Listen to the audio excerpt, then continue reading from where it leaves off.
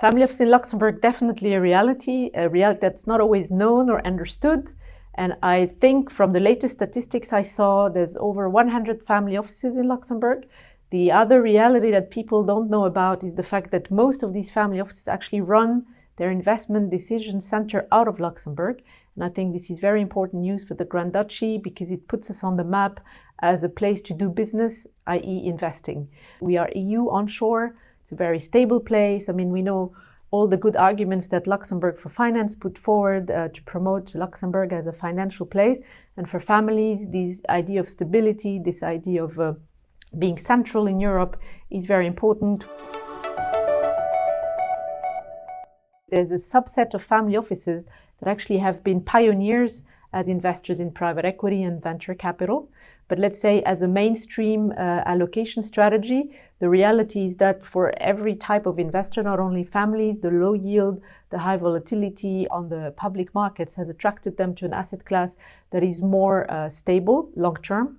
On a risk-adjusted return basis. And I would add that because it's long-term and families tend to often come from the industry themselves, i.e. they created and ran businesses that have been established for a long time, the fact that then they move this wealth to invest in new businesses that they can back and inspire with their previous experience makes it a powerful combination. I should also quote that a lot of the blockbusters that we see today, not alone the one of the vaccines against COVID, comes from a family-backed venture. And I think this shows the pioneering role that families can play in innovation and in being long-term investors that foster value creation.